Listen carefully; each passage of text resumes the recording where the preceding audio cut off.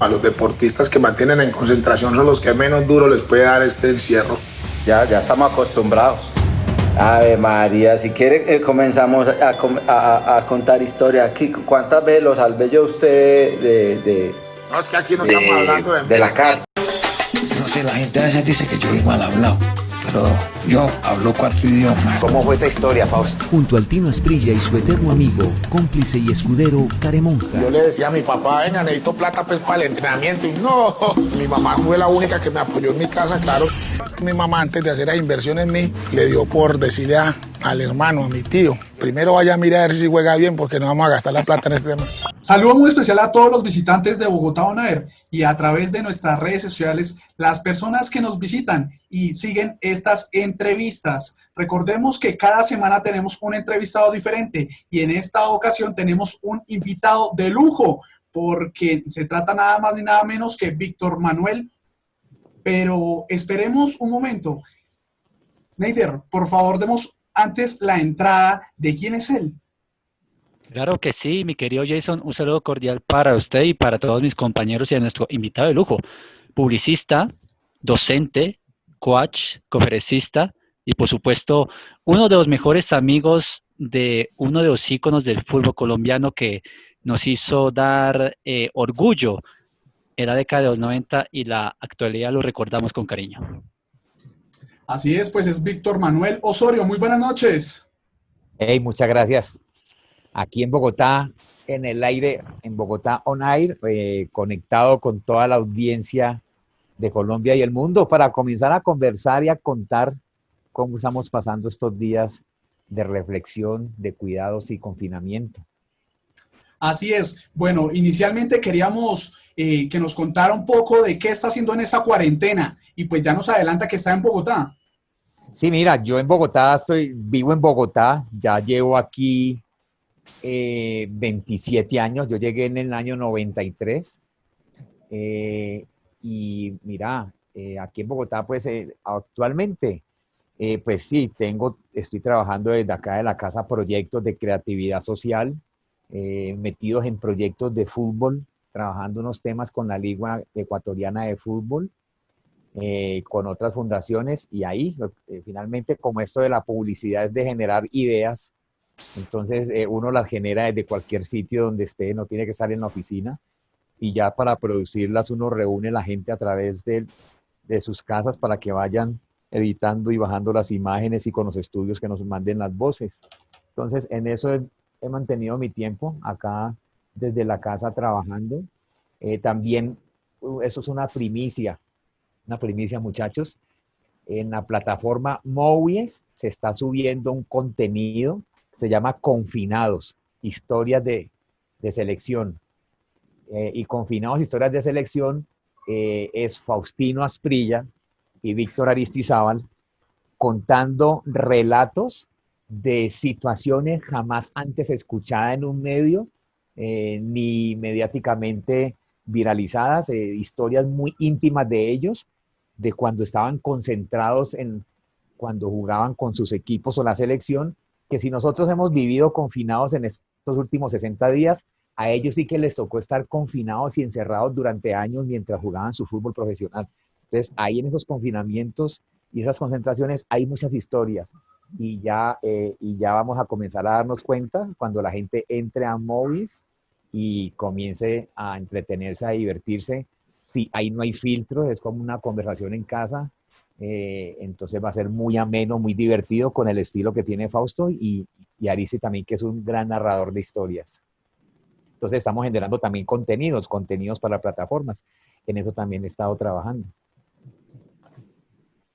Así es. Bueno, queremos también, hay algunas personas o muchos televidentes que no saben por qué el apodo, por qué Caremonja. Ve, esa vaina es muy tulueña, muy local, muy barrial. Por allá en los años 80, mitad de los 80, resulta que como siempre el parche de nosotros era compartir en la esquina con los amigos. Esa época era muy diferente a la actual de los adolescentes, que ya están más conectados con estos temas, metiéndose a mirar contenidos digitales. No, nosotros era mucho más análogo, vivíamos el mundo real. Entonces nos parchábamos siempre en una esquina, en la esquina de mi casa, a contar, a jugar, a hablar cosas, a chismear. El WhatsApp de nosotros sí era virtual.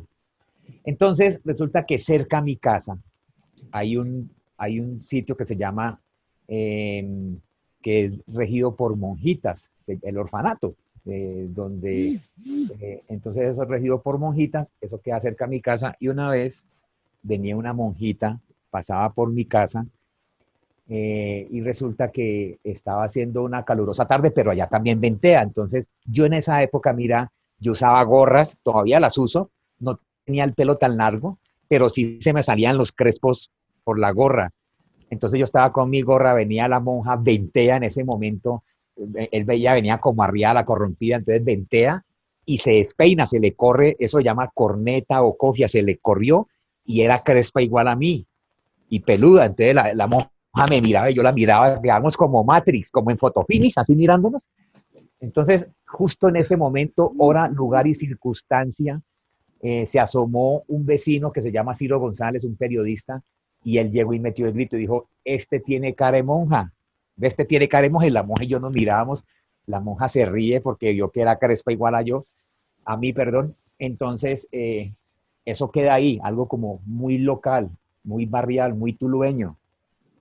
Pues resulta que pasan los años, pero a mí nadie me reconocía como caremonja, era más un tema que me decía el amigo este, que es Ciro González, el periodista, caremonja, caremonja. Cuando yo me vengo ya para Bogotá, yo termino la carrera de publicidad que la estudié en Manizales, me vengo para Bogotá, entro a trabajar en la agencia de publicidad, paralelamente solicito una audición en Sábado Felices y comienzo a grabar como aficionado en Sábado Felices. Ahí me pregunta don Alfonso Lizarazo cuál es su seudónimo y yo recordé ese gracioso dicho de Ciro y dije, caremonja. Entonces eso comienza a hacer carrera mediáticamente en Sábado Felices, el tema de caremonja, pero simplemente fue por una coincidencia y por una chanza de amigos. Ocurre que después pasan los años y cuando Pacheco tenía esas charlas, ¿se acuerda? Esas como esas charlas con Pacheco. Famosísimas. Sí, entonces resulta que él me invita a una de esas. Y Pacheco era muy llavería del que me puso a mí caremonja, porque el periodista, además de ser periodista que me puso así, también es taurino, le gusta mucho la parte de los toros y a Pacheco le encantaba esa vaina. Entonces hicieron amigos, pero la amistad de ellos se une es porque en las ferias de Tuluá, que son en junio, las ferias de Tuluá, el Coliseo de Ferias, es un sitio como un Corferias, pero obviamente adaptado para Tuluá, es más, es muy arborizado, muy bonito ese Coliseo de Ferias, y las ferias son cada año y son 4 noches y 5 días de feria continua en ese coliseo. Hay espectáculos, fiestas, exposiciones de caballos, de todo.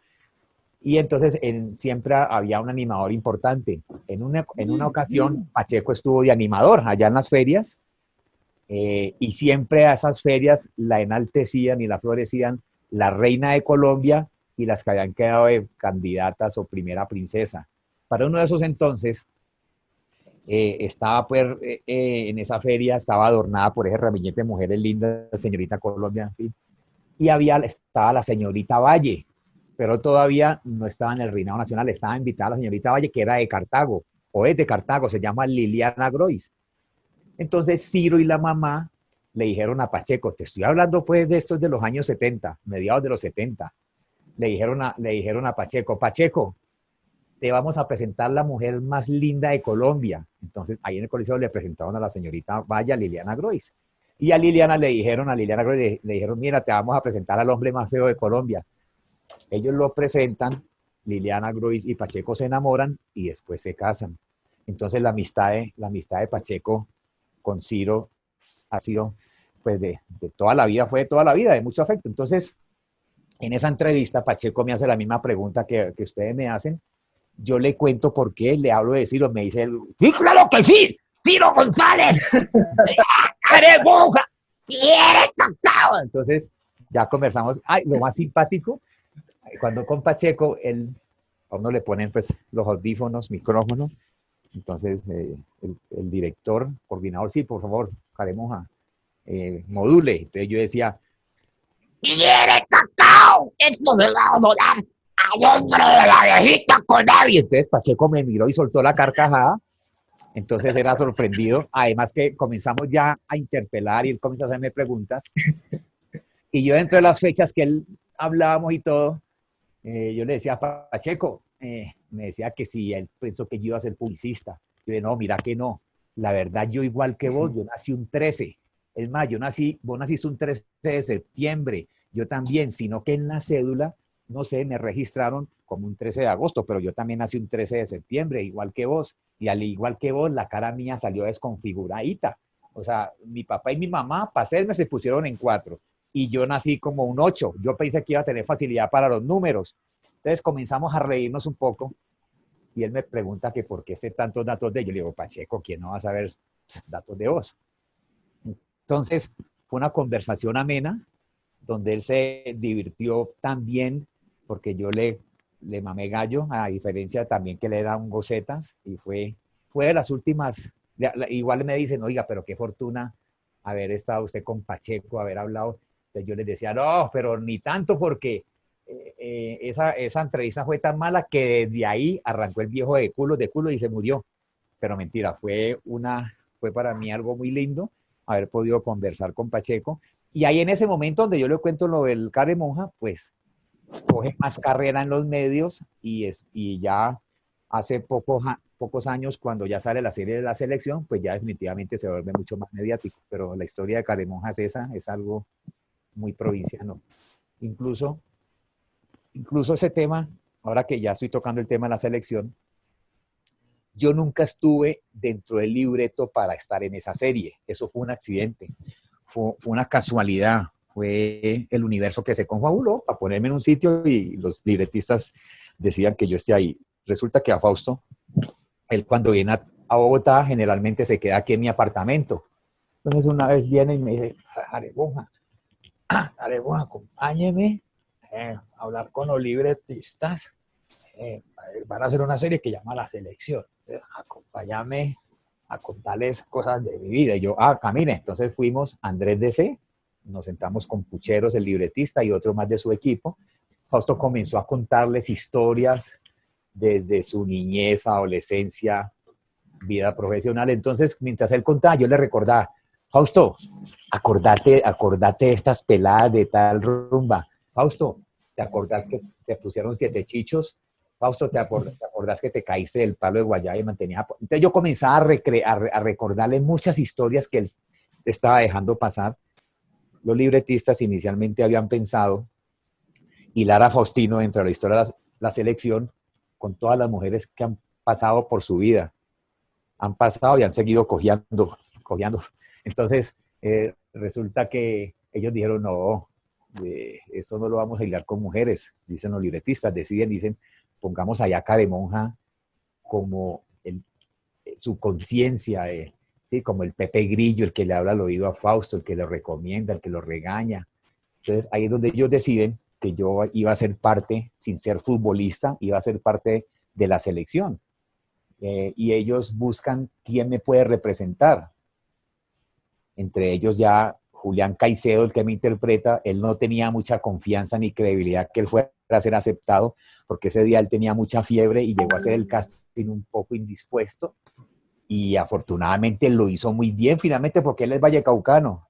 Entonces él vio antes de hacer el casting como que vio unos videos míos de Sábados Felices, entonces cogí unos dichos, mi acento nasal, e hizo una buena interpretación divertida, y a él lo eligen. Después yo ya me reúno yo con Julián, y aunque la gente decía, pues es que ustedes no se parecen físicamente, yo le decía, pero lo que tiene Julián es la esencia, el repentismo, los dichos, así éramos nosotros de muchachos, igual todavía lo somos. Nos generamos, yo con Fausto, a Fausto le genero mucho bullying, y miren que él en la serie, Fausto y Caremonja, se hacía mucho bullying. Entonces cogieron muchos, ellos los dos actores, mucho de lo que nosotros éramos. Y yo a Julián le decía, Julián, yo a vos te paso, que seas bajito, barbigón, cachetón y ñato, pero donde te dé la horquilla, sí te reviento a puño. Se reía ahí. y no, él sí me decía que iba a hacer de esa serie un homenaje a la amistad, que iba a dignificar muy bien la amistad del Vallecaucano, que iba a ser un homenaje y un honor a eso. Y fue tan tremenda la vaina que, mira, si ustedes ven la primera temporada, termina con el 5-0 cuando le ganamos a Argentina, ahí termina la serie. Pero la segunda temporada termina es con el matrimonio mío, con mi actual esposa, con Carolina Galvez. Ahí termina la serie cuando se casa, cuando me caso yo con Carolina. Entonces, mira cómo cogió de fuerza ese personaje de Caremonja en la serie y lo hizo muy bien Julián. A veces igual nos dimos cuenta a través de comenzar a compartir, a generar la amistad, que somos parientes. El bisabuelo de él era primo de mi bisabuela. Entonces, mira ese parentesco sin saber que éramos como primos en cuarto grado. Nosotros salíamos a la calle, compartíamos, socializábamos, íbamos a discotecas, restaurantes. Claro, en la discoteca eso era increíble, la gente no, cuando miraban y, ay, mire, los dos, el alto y el chiquito, y se arrimaban, incluso a mí me decían que yo qué sentía que este man me hubiera hecho a mí importante. Yo les decía, ¿cómo así? Él está narrando mi vida, yo creo que es al revés, ¿no? Pues, si yo no hubiera existido, él seguramente no me hubiera interpretado. Había gente que muy agradable, pero también había gente muy molesta, muy insidiosa y muy imprudente, pero el 90% en esa época era gente mucho más agradable con la que, con la que nos encontrábamos y siempre le generábamos una sonrisa. Les parecía muy divertido vernos a los dos juntos. Pero Víctor, dos inquietudes. La primera, usted habla de historias que pasaron en la infancia, en la adolescencia del Tino, que hay de cierto que en donde quedaba la casa del Tino, en Tuluá, había un palo de guayaba y las hermanas de Faustino decidieron montar una microempresa de helados de guayaba, pero cuando en el momento de que la gente salía o compraba los helados, salían mordidos. Y la segunda es, ¿usted qué entiende por amistad? Eso es verdad del palo de guayaba que había en el solar, en la parte de atrás de la casa de Fausto. Había un palo de guayaba y las hermanas se inventan una microempresa para refrescar a los vecinos con esas tardes calurosas, en la cual hacían el jugo de guayaba y los metían en esos vasitos desechables blanquitos, ¿sí? Los metían ahí a congelar para venderlos. Fausto llegaba de jugar y sacaba los helados, los sacaba, ¡ay! Le metía el mordiscota con esa hachota, quedaba mordisqueado y los volvía a meter, claro.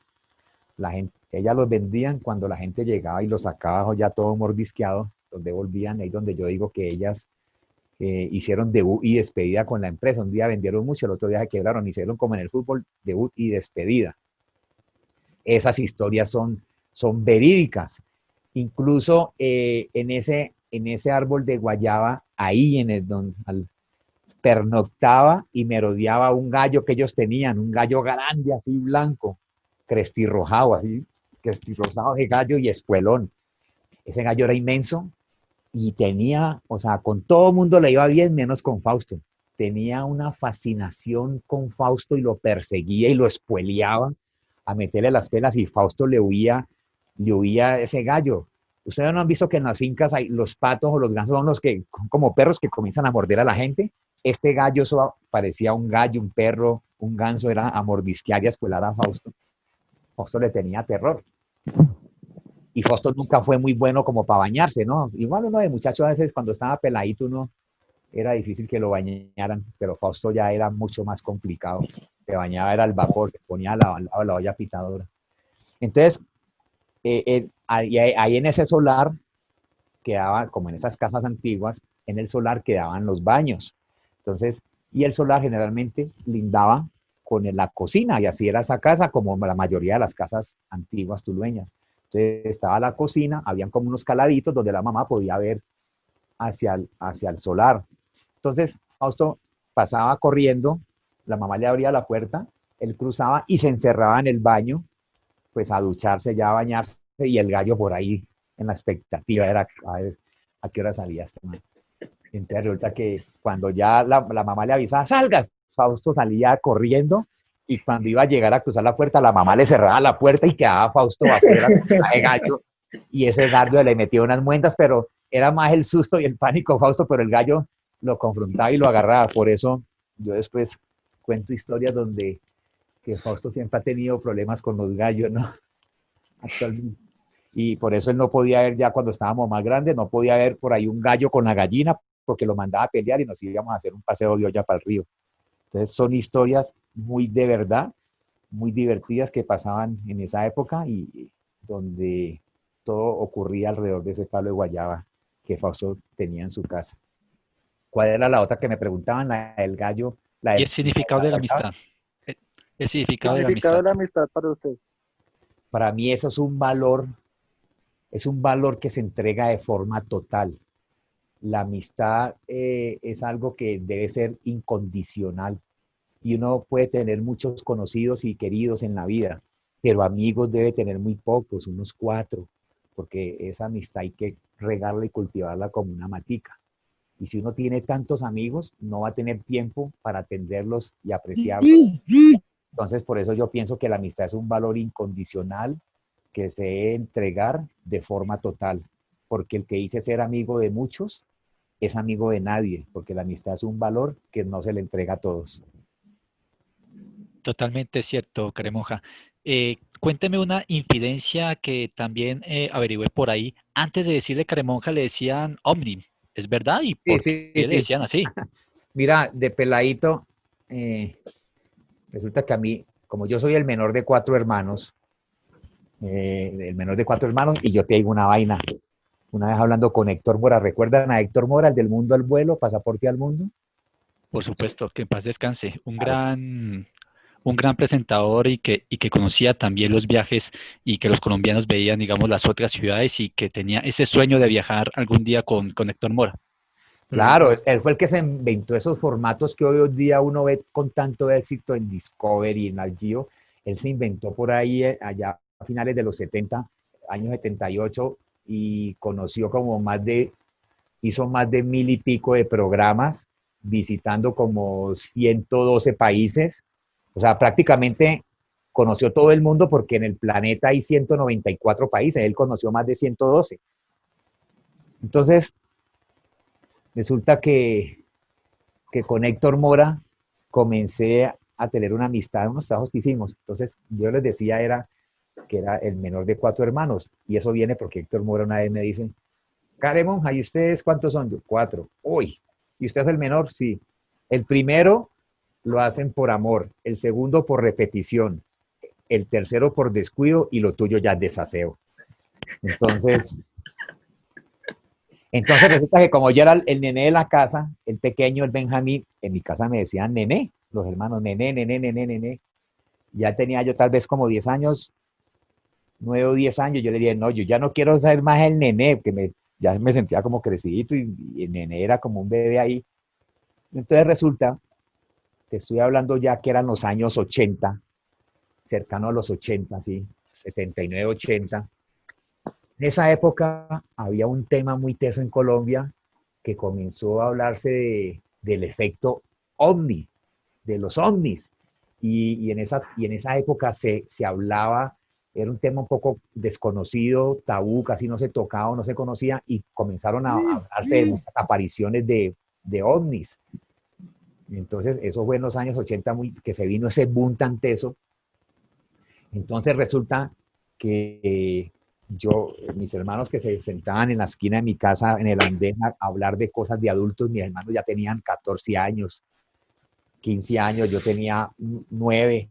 Entonces yo me sentaba a escondidas a escuchar a ver qué era lo que hablaban, y claro, hablaban de tipas, de viejas, tal. Entonces yo a chismear, entonces ellos cambiaban la conversación, ellos decían, llegó un ovni. Cuando ellos decían, llegó un ovni, era claro, el ovni era yo.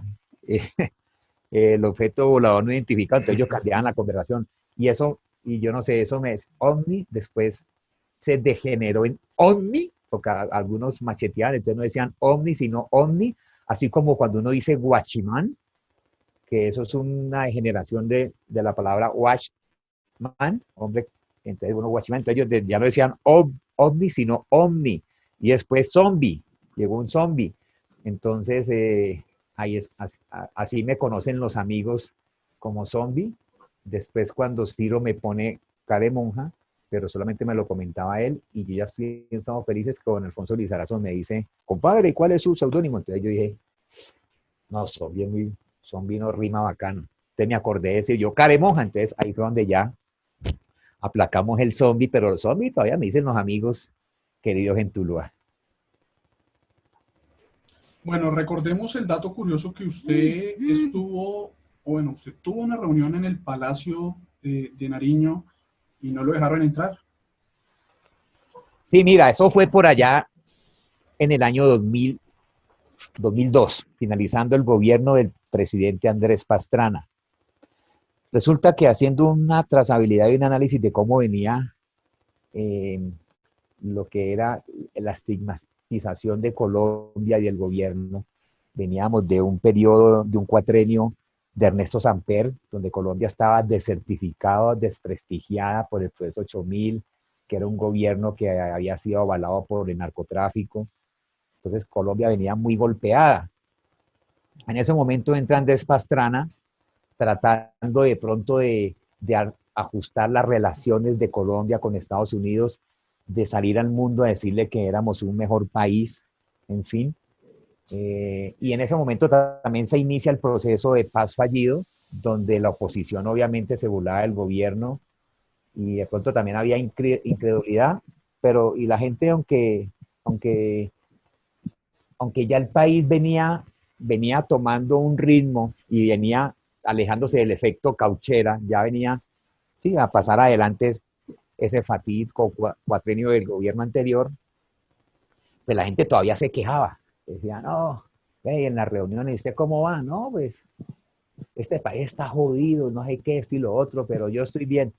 Entonces todo el mundo se quejaba, pero en realidad ya era como una queja colectiva, donde la gente siempre trataba de quedarse en el pasado, así como cuando todavía hay gente que mediáticamente nos asocian con Pablo Escobar. Eso ya hace 20 y pico, 26 años, 27 años. Ya Colombia es mucho más que Pablo Escobar. Entonces hay gente que todavía se queda enquistada en eso.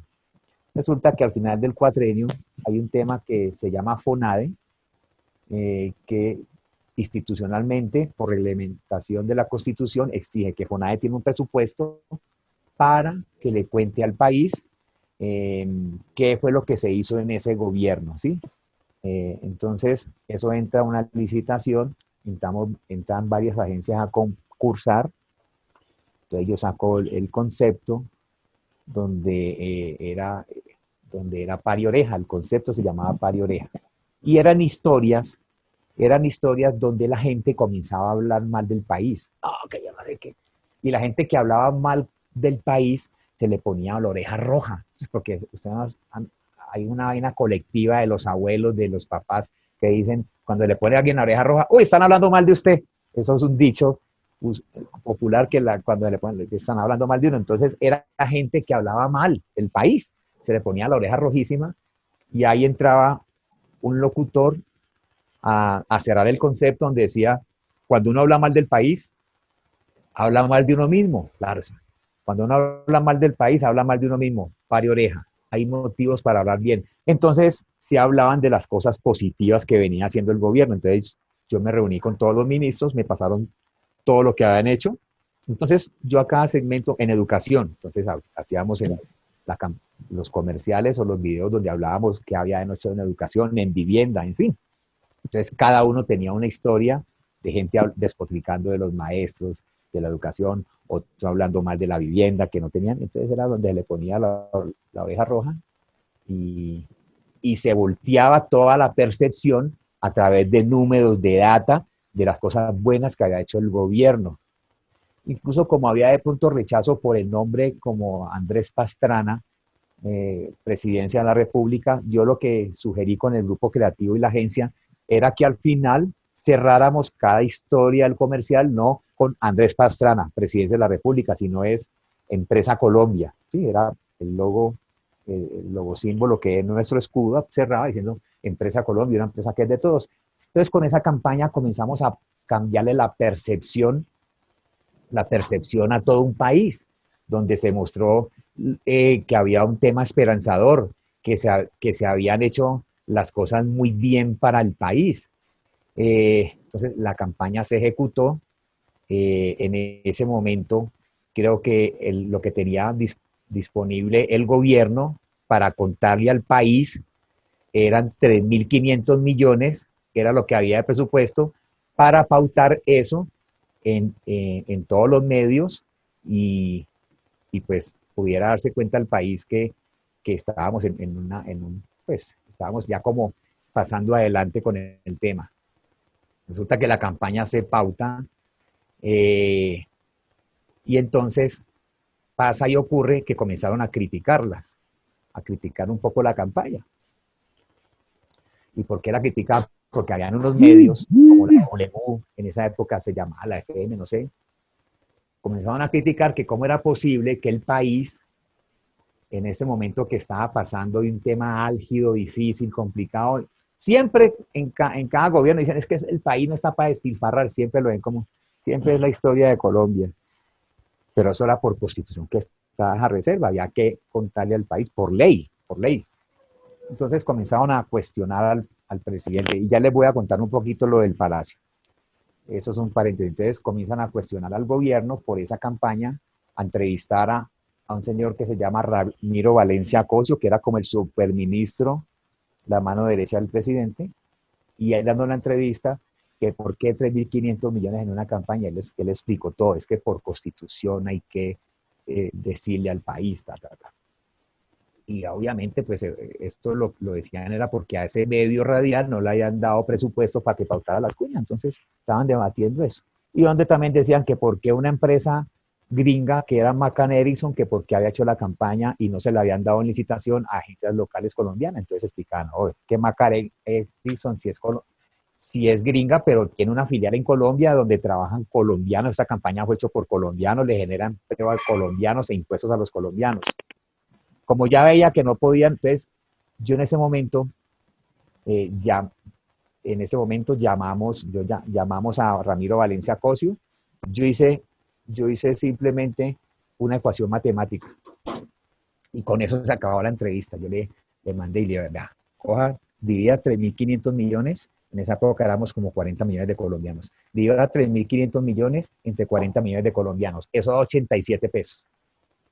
Entonces, más bien antes que lo vean como 3.500 millones, diga que invertimos 87 pesos en cada colombiano para volverle la emoción, la alegría y la esperanza que estamos terminando y entregando un mejor país.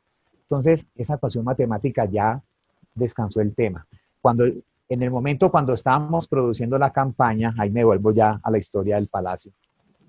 Resulta que esa campaña se presenta, no la ganamos, pero y la producimos, el presidente, como mantenía viajando a todos los países, generando unas relaciones diplomáticas para que abrazaran a Colombia. En esa época fue que se generó el Plan Colombia, donde Estados Unidos destinó por muchos años recursos e inteligencia militar, y es donde se robustece las fuerzas militares, y es cuando ya viene el cuatrenio de Álvaro Uribe Vélez como presidente, encontró un país con unas fuerzas robustecidas, y es como comienza a generar ya una seguridad democrática, y porque si no hubiese ocurrido con todo eso, el país hubiera tomado un rumbo diferente cruzando hacia la izquierda.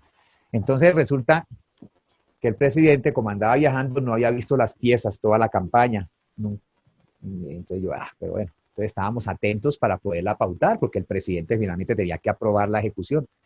Y resulta que un día de esos, mira, yo siempre me he visto de negro, yo me voy con un amigo, me tomo unos tragos y me quedo allá a dormir.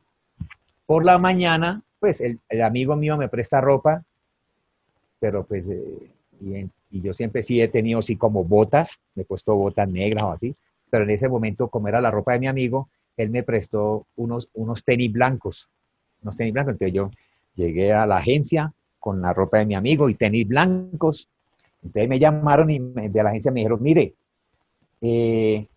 véngase ya para presidencia, que estamos reunidos con el presidente Andrés Pastrana, sus ministros, para presentarle la campaña. Y usted como creativo, vos como creativo, pues para que la presentes acá. Entonces yo me fui de una para el Palacio Nariño. Cuando fui a entrar, eso había una cabina que lo escaneaba uno, como una cabina, como una cabina, algo tubular, ¿no?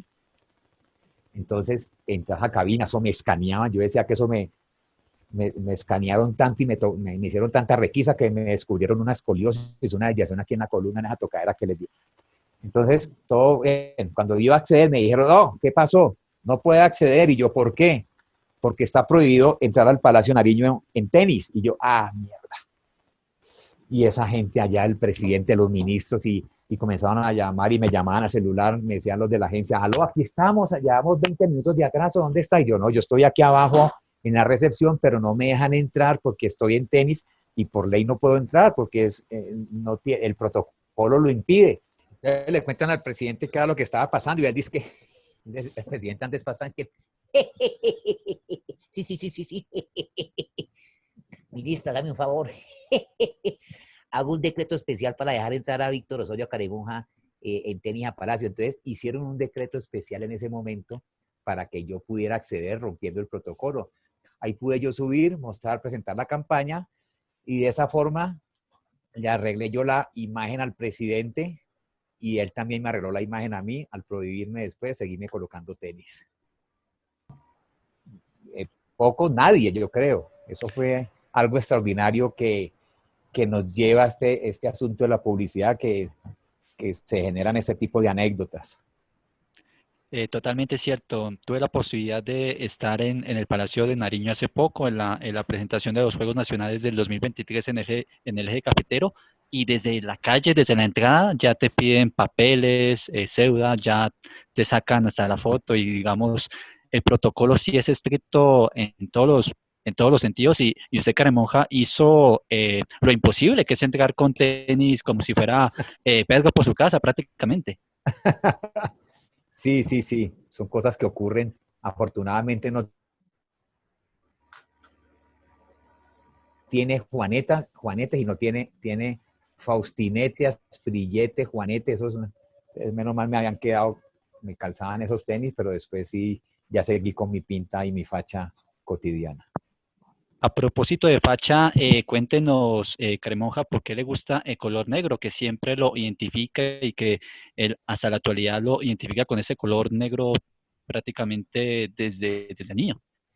Mira, resulta que hay una época, hace por ahí unos 15 años, comencé a subirme mucho de peso.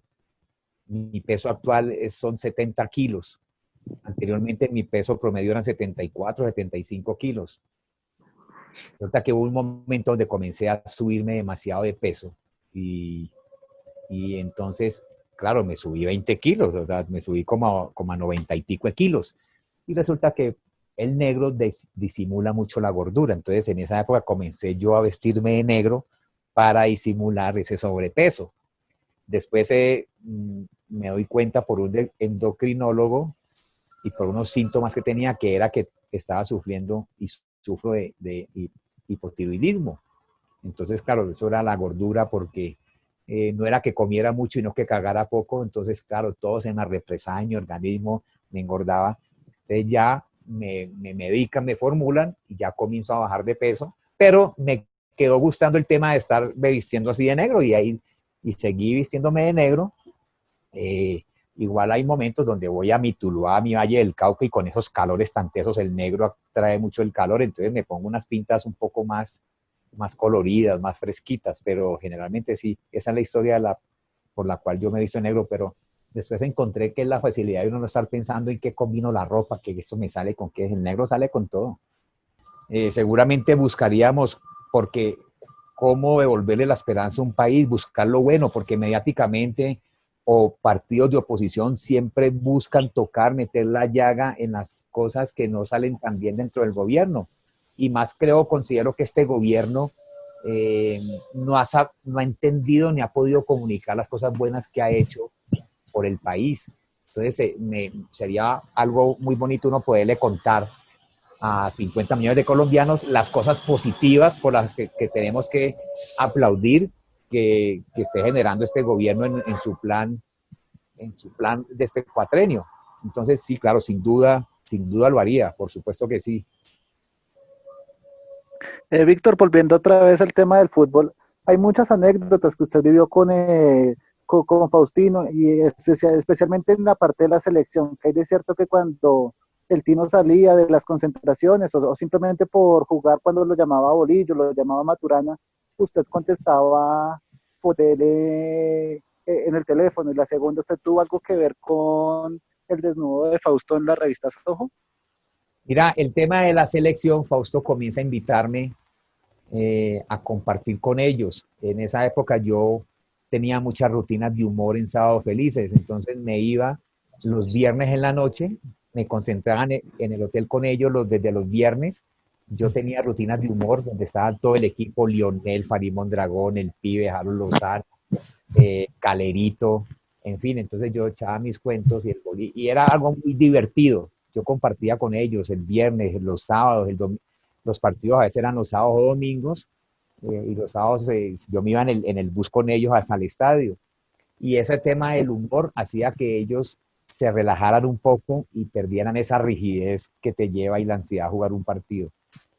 Como yo tenía mi habitación aparte claramente, pero permanecía mucho en la habitación de Fausto hablando con él durante el día. También en la noche nos íbamos a charlar. Pero pues por lo que es el cuerpo técnico siempre considera y les dice a los jugadores que apaguen el televisor y se acuesten a dormir, que no se trasnochen. Entonces Fausto se trasnochaba un poco jugando cartas. Entonces se reunían 2 o 3 jugadores, o él se ponía a jugar cartas. Y resulta que en ese momento a veces llamaba el Bolillo y Fausto me decía, como Fausto estaba jugando cartas ahí, no pasaba, y si el Bolillo se daba cuenta que estaba jugando cartas, lo regañaba, yo contestaba. Aló, Fausto, decía el Bolillo, y yo, profe, qué hombre, Maracas, él me decía Maracas o Siete Chichos, qué Maracas, Siete Chichos, ¿todo bien? Sí, profe, y ya estaba comenzando a tirar setas. ¿Cómo ahí que setas? Sí, ya estaba empezando ya a dormir, a tirar setas. Bueno, Fausto, hablamos mañana. Bueno, profe, hasta mañana. Entonces yo me hacía pasar a veces por Fausto, pero eran cosas que no le hacía mal a nadie, eran cosas divertidas, entretenidas. A veces también llamaban a esa habitación y Fausto me decía, le voy a contestar. Yo contestaba, y una señora desde por allá iba, ay, Faustino, qué bueno que me pasaron la llamada. Mi nombre es Luz Daríez Divagué, es que tengo un problema, tengo 7 niños, yo soy madre soltera, no sé qué, a ver si usted me ayuda con una platica, no sé qué. Yo, sí señora, ¿cuál es la cuenta? Déjame la cuenta, yo le giro. Y yo colgaba a Fausto, ¿cómo así que le va a girar a una señora? Entonces yo, ¿para qué me pone entonces a contestar, Fausto? Obviamente, pues esas cosas ocurrían, y eran cosas divertidas, pero no eran cosas, pues, no eran pilatunas que uno dijera, esta cosa sí es complicada. No, eran cosas así por ese estilo. Y la segunda, ¿usted tuvo algo que ver? ¿Usted motivó al Tino para que saliera en la revista Soho?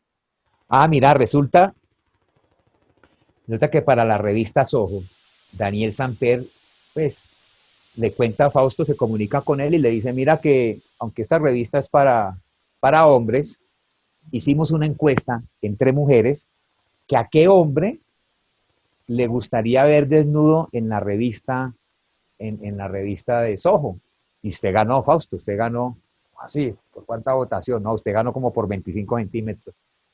Entonces lo invita a hacer el desnudo en Soho. Fausto le dice, no se te ocurre, no tiene mejor dicho, no me cabe por la cabeza, o por la cabeza. Entonces él se niega, y Daniel Samper muy inteligentemente llama a amigos de Fausto, entre ellos llama a Lucas Jaramillo y le dice, ¿por qué no hablas con...? Y me llama a mí, y nosotros dijimos, Fausto, dale, hombre, dale, hacer el desnudo, pues de vos ya saben todo, incluso en un partido se te salió el más melo por esa pantaloneta, ya todo lo has mostrado. Dale, que debe ser algo muy divertido y entretenido, y si te van a generar una vaina lucrativa donde te van a pagar por eso, pues hacele, Fausto. Entonces, bueno, Fausto, listo, acepta el tema. Yo ya le saco apuntes y chistes a eso, donde yo decía que no era fotos ni portada de la revista, sino que iban a hacer un almanaque sueños esos sueños del 90, no me acuerdo en qué año fue eso. Entonces el almanaque Sueños, donde salía en enero salía Natalia París, En febrero, Claudia Perwis. Y así seguían todas esas divas y modelos. Cada mes una diva. Y como Fausto cuando llegó a él, eso le tocó. En la página salía, cogía junio, julio, agosto y septiembre, porque la de Live. Entonces, que más bien hicieron fue, yo mamá gallo, que más bien hicieron fue por eso la portada, en donde Fausto pues sale allí. Incluso si ustedes ven en la portada, había una hoja de parra que le cubría eso.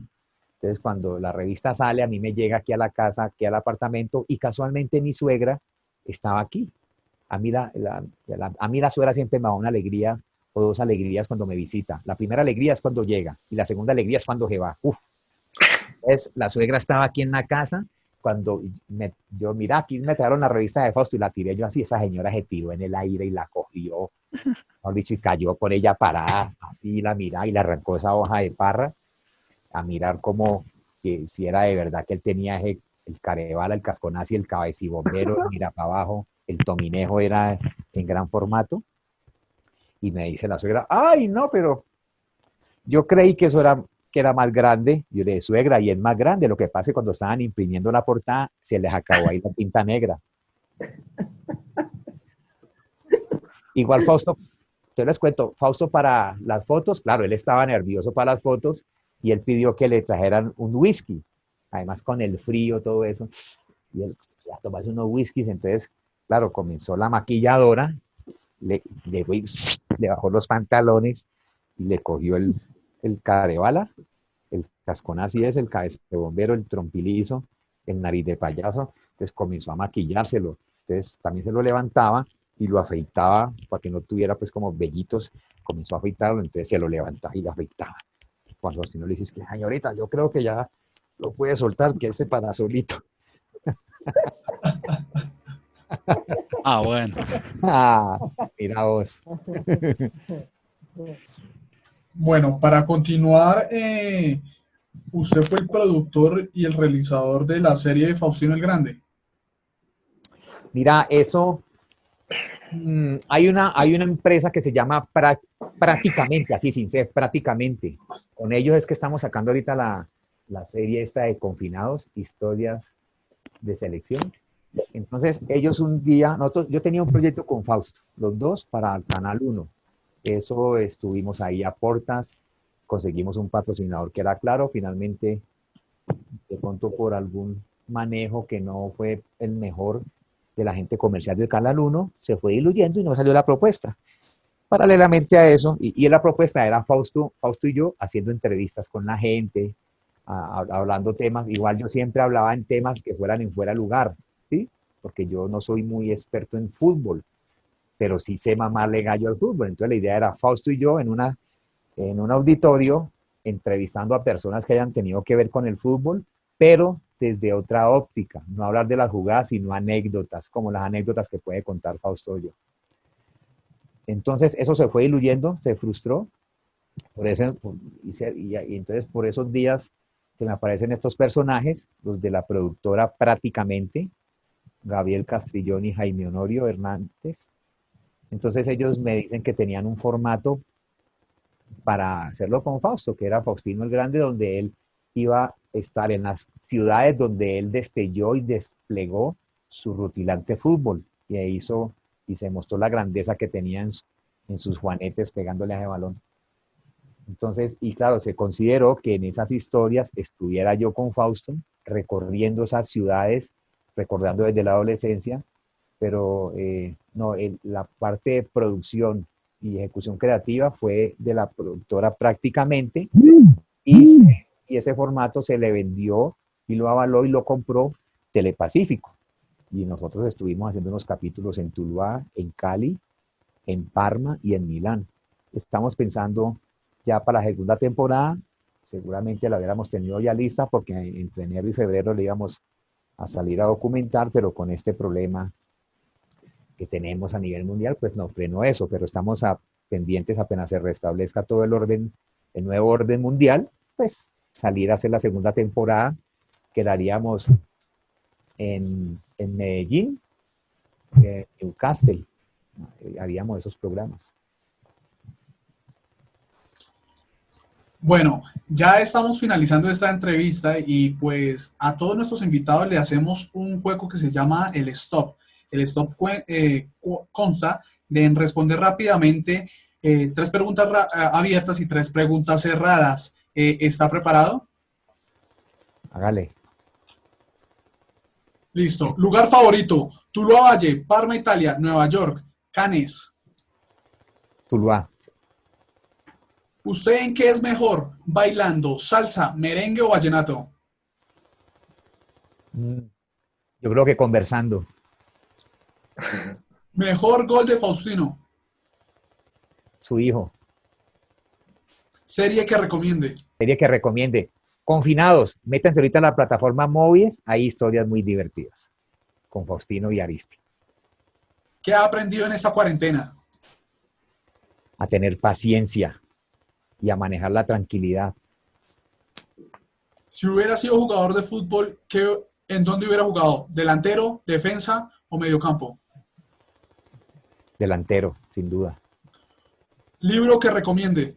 Recomiendo Sin querer queriendo, de Roberto Gómez Bolaño, la historia fascinante de cómo esta persona, mire que empieza muy tarde él a volverse mediático. Él a los 40 años es que se inventa el Chavo del Ocho y a los 40 años que comienza a hacer la fortuna mediática y también económica en su vida, sin querer queriendo. Listo. Caremoja, una anécdota que recuerde de ese 5 de septiembre de 93, el 5-0 contra Argentina en el Monumental de River. Claro, mire, algo que no sabe la gente es que Faustino no estaba alineado para jugar ese partido. Estaba en duda porque Fausto venía con una fiebre altísima. Entonces, toda esa semana miraban la temperatura, cómo seguía evolucionando.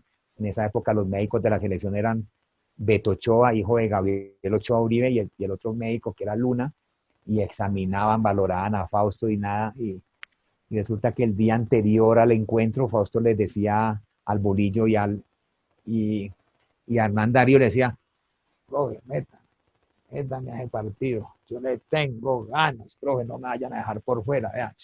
Entonces Bolillo le dice: hombre, Pacho, yo a Fausto lo veo con ganas, hombre. A mí me gusta ver a ese muchacho así entusiasmado. Yo sé que eso no nos va a defraudar. Alineemos a ese muchacho. Entonces, claro, ya el día del encuentro lo examinan, lo valoran, le ponen el termómetro, pero no era un termómetro oral, sino de axila. Lo colocan aquí debajo del sobaco y claro, tenía 39 fiebre y 40 de chucha. Qué cosa. Después mira que Me hace acordar de un video en Instagram que fue así, literal. otras cosas que pasan en el 5-0 es donde, como Fausto ya venía con esa gabela y con ese camerino ya encima europeo, donde ya estaba acostumbrado a jugar en grandes estadios, a no amilanarse. Entonces Fausto, ese estadio lleno, ese templo del fútbol, y entonces en el Monumental y todos esos argentinos enardecidos. Entonces Fausto le dice a Gustavo Mascardi, que era su empresario: Mascardi, préstame tu celular. En esa época, pues en el 93, no era muy usual que todo el mundo tuviera celulares.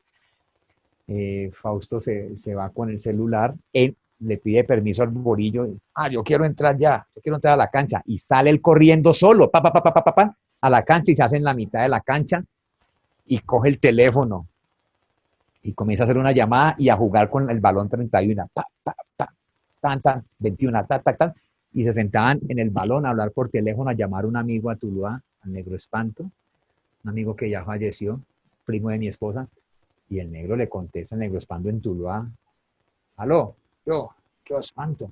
¿Con quién hablo? Pues conmigo, con Faustino. ¿Cómo así? ¿Usted no va a jugar ahorita? Ay, ¿qué pasa? No lo puedo llamar. Entonces Espanto pensaba que yo era mamándole gallos. No, Oscar Emoja, que lo tuvo, ¿qué? Soy yo, Fausto. Escuchar la gente, y le colocaba el teléfono y todo el mundo, ¡ah! Y esos argentinos empuchados le gritaban a Fausto y le hacían cantos, le decía: en Colombia son todos negros, son todos putos, todos se visten de luto, porque entonces Fausto se les burla y decía: sí, soy negro, soy puto, estoy vestido de luto, hoy les voy a meter dos. Yo, Faustino Asprilla, 2 goles. Como una premonición. Y Fausto me dice, y yo, caremoja, yo ni me imaginé que le iba a meter 2 goles a esa gente. Entonces son cosas que la gente no vio en televisión, pero cosas que sucedieron en ese encuentro genial. Y Víctor, ya para ir cerrando todo, ¿usted sabe qué pasó con Faustino en el Mundial de Francia 98?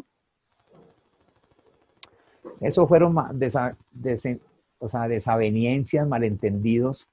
Resulta que la selección, ellos tenían unos periodistas pues con los que dialogaban de forma respetuosa el cuerpo técnico, pero también habían unos periodistas que eran un poco detractores de la selección, donde hablaban de la rosca paisa, X, Y motivo, entonces todo lo que hacía el cuerpo técnico, todo lo que hacía el bolillo, entonces era mal visto, y finalmente la responsabilidad era del técnico, a quién alineaba, a quién no alineaba. Finalmente el técnico, convocando unos jugadores, pues tuvo la fortuna de ir a otro mundial, a Francia. Entonces, habían unos periodistas que estaban vetados como tal, estaban vetados para dar entrevistas en la selección.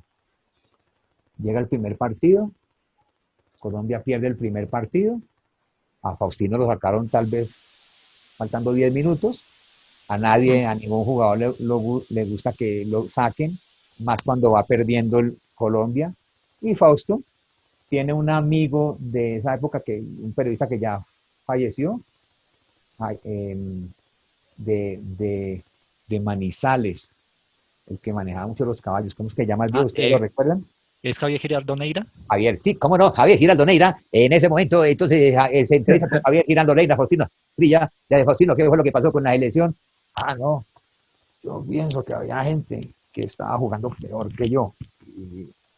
Y yo creo que el profesor tenía que apostar más hasta lo último. En cualquier momento uno resuelve, pero había gente que estaba jugando peor que yo y él los dejó alineados. Sí, cómo no, esas son las explosiones, las explosivas declaraciones de Faustino Asprilla, un jugador que tiene la envergadura, la capacidad de amilanar, de correr, de galopar por toda la cancha. Gracias, Faustino. Y he visto que a más de un jugador le han sacado la amarilla hepática, el acrílico hepático. Bueno, entonces comienza a generar la entrevista y entonces al bolillo le dicen que Fausto estaba despotricando y hablando mal de la selección. Entonces eso genera un choque con el cuerpo técnico. Fausto le dice, muy pena, pero yo no estoy hablando mal de mis compañeros ni nada, simplemente dije, pues que no estaba de acuerdo que me hayan sacado, yo eso no es ningún pecado. Entonces ya dijeron, hombre, sí, pero es que resulta que le está dando declaraciones a enemigos de la selección, a contradictores de la selección. Entonces ahí es donde viene ya el acaloramiento, la discusión y una decisión en caliente, donde el bolillo decide que Fausto se desvincula de ese equipo y del mundial. Entonces son, creo que, decisiones acaloradas que uno nunca podría decidir en caliente o también ofrecer cosas cuando uno está feliz. Cuando uno está feliz uno regala todo, cuando está caliente todo lo destruye. Entonces son sucesos desafortunados, pero Faustino y el bolillo tienen un respeto y una amistad entrañable. Ellos, eso no dejó que se dañara su gran amistad. Víctor, y creo que es algo muy importante que lo que se está contando, hay una referencia de un programa que se transmitió más o menos por esa época, de los 90, el siguiente programa de Santiago Moure y Martín de Francisco, que hacían referencia a cómo también el periodismo logró eso, cómo dividir a la selección. Es más, los narradores de esa época decían, no, es que el bolillo tiene que meter a Calimeño, tiene que meter a Calimeño para que pudieran ganar, y por fin metió a Calimeño, por fin nos hizo caso. Creo que es importante también. Ese capítulo lo pueden ver en YouTube, se llama Fracasamos otra vez. Yo en esa época yo grababa con el siguiente programa, con Santiago y con Martín, grabábamos en Gaira, donde queda Gaira, ahí estaban las de los estudios, sí. Y ahí grabábamos, como Macán Erickson me quedaba ahí cerquitica, yo iba y grababa en ese programa, se llama Fracasamos otra vez, donde yo hago la voz del Tino, de Fausto, también creo que hago la del bolillo, sí, la del bolillo también la hago allí, no me acuerdo si la de Pacho, no me acuerdo si también hago la de Pacho, la del bolillo sí la hago en todo caso. Entonces se llama Fracasamos otra vez. Así como ustedes han preguntado que qué libros o qué cosas me gustan, y lo que vos referenciar creo que es muy oportuno, véanse ese programa, todos los que están viendo ahí en YouTube, Fracasamos otra vez. ¿Puede imitar al bolillo? ¿Cómo así este man, hombre? ¿Qué huevonada con este man, hombre? Ve, bobete, correle. Fausto, hacele para adelante, para atrás, por los carrileros, las hermanitas calles, retroceder nunca, rendirse nada más dos. ¡Ale! Y la frase que caracteriza al bolillo, esto es un proceso. Así, ahora esto es un proceso. Allá, muchachos, vamos a aprender, no vamos a ganarle a nadie. Y aquí como tensionadito bacano, es que es chévere. Muchísimas gracias por haber estado con nosotros. Muchas gracias. Tiempo con nosotros y esperamos encontrarlo en una próxima edición. Claro, y que paguen. Ya sabes, Jason. Muchas gracias, hombre. Muchas gracias a todos de verdad por hacerme sentir cómodo en estos conversatorios y a toda la gente que está conectada, que cojan oficio también. Bueno, pues es Víctor Manuel Osorio, quien es Caremonja. Muchísimas gracias por haber estado acá en los micrófonos de Bogotá On Air y pues continuar con esta senda victoriosa, además de pues lo que se viene a continuación. Muchas gracias. Y así finalizamos una vez más un episodio de Entrevistas en Bogotá On Air. Bueno. Entonces, muchas gracias a todos los que estuvieron ahí conectados. Y necesito pues que cortemos esto, que tengo unas hembritas allí para taque.